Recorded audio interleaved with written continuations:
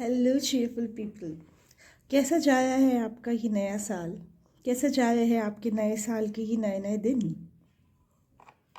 अभी मैं hot chocolate P रही थी और हॉट चॉकलेट पीते पीते मुझे ये थॉट आया और मैंने सोचा कि I should not complete my hot chocolate but record my message right now, right here only. Otherwise फिर वो आइडिया स्लिप हो जाता है, क्योंकि वो बहुत अच्छा आइडिया आया दिमाग में। So let's begin.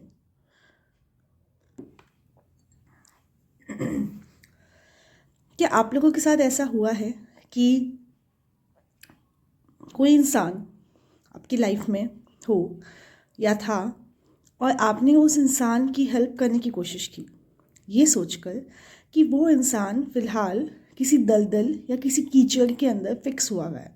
Means you are trying to help someone who is stuck in their life. Okay, और जब आपने हेल्प करने के लिए अपना हाथ आगे बढ़ाया तो उस इंसान ने आपको ये बोला कि you are able to help me क्योंकि तुम बाहर हो।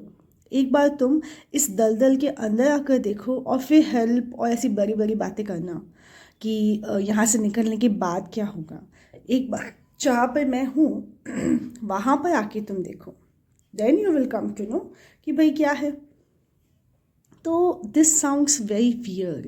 दिस साउंड्स कि वो इंसान जो कीचड़ में स्टक है, जो दलदल में स्टक है, वो एक एक्सट्रीमली नेगेटिव पर्सन है जिसको उससे बाहर आने में भी 10 बार सोचना पड़ रहा है।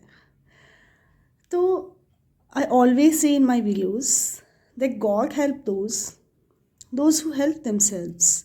तो इस बात का मतलब क्या है, आइए आज इसे थोड़ा अच्छे से समझते हैं। हम सबके अंदर एक आत्मा है, ये हमने जाना भी है, हमने पढ़ा है, बट हमने रियलाइज़ नहीं किया है कि हाँ होगी कोई आत्मा वात्मा, इट्स ओके। बट हम सबके अंदर आत्मा तो है। जैसे sun rises in the east, ये एक फैक्ट है, हम देखते भी है। अब किसने इसको पहले डिस्कवर किया था वो सब हमें नहीं पता, but sun rises in the east, so this is a bare fact. So in the same case we have a soul, this is a bare fact.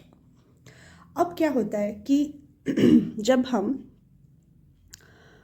खुद की हेल्प करना शुरू करते हैं तो बेसिकली हम अपनी सोल से स्ट्रेंथ ले रहे होते हैं।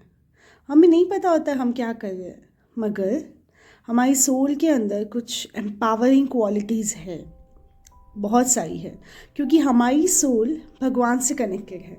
और जब वो भगवान से कनेक्टेड है तो it is a part of this whole universe, कोई अलग से नहीं है। तो कुछ लोग बोलते हैं कि सारी मुसीबतें मेरे ही ऊपर आके गिरती है और बाकी सब तो बहुत मज़े में है और मेरे साथ ही ऐसा होता है। ऐसा कुछ नहीं है, सबके साथ में प्रॉब्लम्स होती है, किसी की भी एकदम स्मूथ लाइफ नहीं होती है, बिल्कुल भी नहीं। तो जब आप अपनी हेल्प कर रहे होते हो तो आप उस सोल की हेल्प कर रहे हो, क्योंकि आपकी बॉडी और आपका माइंड इतना कन्विंस्ड हुआ होता है उस प्रॉब्लम से कि आप आइडेंटिफाई नहीं कर पाते हो कि मैं इससे कैसे हेल्प लूँ। तो आप अपनी सोल से हेल्प ले रहे होते हो, और जब आप अपनी सोल से हेल्प ले रहे होते हो तो द क्रिएटर गॉड, जिन्होंने सब कुछ बनाया है, उन्होंने हमें भी तो बनाया है, तो उन्होंने वो आपको आपकी सोल के थ्रू हेल्प करना शुरू करते हैं। सोल हेल्प करती है माइंड को, माइंड हेल्प करता है बॉडी को। अब मैं थोड़ा हो सकता है फिलोसॉफिकल जा रहा हूँ, तो मैं इसको एक एग्जांपल लेकर बताना चाहूँगी। अगर कोई इंसान जन्म से बहुत फेयर स्किन का है, मतलब इतना फेयर कि हाथ लगा हुआ दाग पड़ जाए, इतना फेयर, पर वो ऐसी जगह पर जन्मा है जहाँ जितने भी आसपास के लोग हैं वो एकदम ब्लैक है, एकदम। तो वो उनको देखता है और वो उसको देखते हैं, वो सब लोग मिलकर उसको कन्विंस कर देते हैं कि तू एकदम ब्लैक है और यू आर सो अगली। और जब वो अपने आप को कांच में देखता है तो उसे भी ये लगता है कि हाँ ये मैं तो गोयापन थोड़ी, तो ग्रे कलर होगा मेरा, I am not beautiful, I am not handsome, I am not fair skin, मैं एकदम अगली हूँ। अब वो कन्विंस हो गया है अपने एनवायरनमेंट से कि वो अगली है। अब जब वो कन्विंस हो गया है तो उसकी हेल्प कोई नहीं कर सकता, क्योंकि वो फुल्ली कन्विंस्ड हैं। पर जब किसी दिन कोई एक इंसान आकर उसको झकझोर कर बोलता है कि देख अपने आप को, you are such a powerful person, you are such a fair skinned person, तब उसे फील होता है कि तो मैं इतने टाइम क्या सोच रहा था या सोच रही थी। और तब उसे अपनी वास्तविकता का आभास होता है। वही आभास मैं बता रही हूँ कि जब हम अपनी सोल से कनेक्ट करते हैं तब हमें ये पता चलता है कि हम एक्चुअल में क्या है, और एक्चुअल में हम और किस तरह से हम अपने आप को देख रहे हैं। How you are perceiving yourself matters a lot. अगर आप ठीक है इसी मोमेंट पे इस चीज़ को रोकते हैं और आप लोग कांच के सामने जाइए, कांच के सामने जाकर अपनी शक्ल कांच में देखिए। अब आपको अपने फेस, अपने फीचर्स, अपनी कलर्स को नहीं देखना, आपको डायरेक्टली अपनी आँखों में देखना है। और अपनी आँखों में देखकर सबसे पहली क्वालिटी आपको दिमाग में अपने लिए क्या आती है? Because eyes are reflection of soul. तो आँखें आत्मा को दर्शाती है, किसकी आत्मा कैसी है वो आँखों से आइडिया लग जाता है। तो when you are looking yourself in your eyes, तब आप देखिए और वो कौन सी क्वालिटी है जो आपको लगता है कि ये मेरे अंदर प्रोमिनेंट है।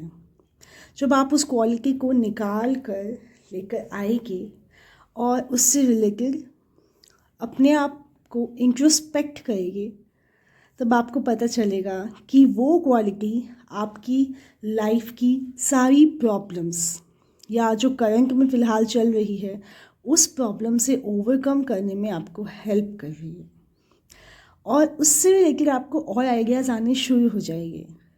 तो this process is known as those who help themselves, God is helping them. तो अब वो जो न्यू आइडियाज़ आ रहे हैं वो भगवान आपको दे रहे हैं, आपके माइंड को पॉजिटिव कर रहे हैं। तो जस्ट लुक इनटू योरसेल्फ। जिस तरह से आप अपने आप को परसीव करते हैं, दुनिया आपको उसी तरह परसीव करने लग जाती है। कुछ लोग आपको नीचे गिराने की कोशिश करेंगे, उसके बावजूद भी अगर आपका परसिवियरेंस टिका रहता है, you are persevere about your qualities, your good qualities, and you are not giving a damn about your negative qualities in front of other people, then you stay ahead of them. So just try this and let me know in the comment section that how you felt and what. मुझे आप comment करके ये बताइए कि जब आपने अपने आप को अपनी आँखों में डालकर, आँखों में आँखें डालकर देखा खुद को, तो सबसे पहली क्वालिटी क्या आपके दिमाग में आई, ये मैं जानना चाहती हूँ। So please let me know and then I can help you more in such kind of things. So ये एक्सरसाइज आप ज़रूर करिएगा और मुझे बताइएगा, और मेरा ये मैसेज आपको कैसा लगा ये भी बताइएगा। So take care. और वैसे मेरी हॉट चॉकलेट अब हॉट नहीं रही आई थिंक, पर कोई बात नहीं, व्यूअर्स के लिए तो चलता है। Bye and take care.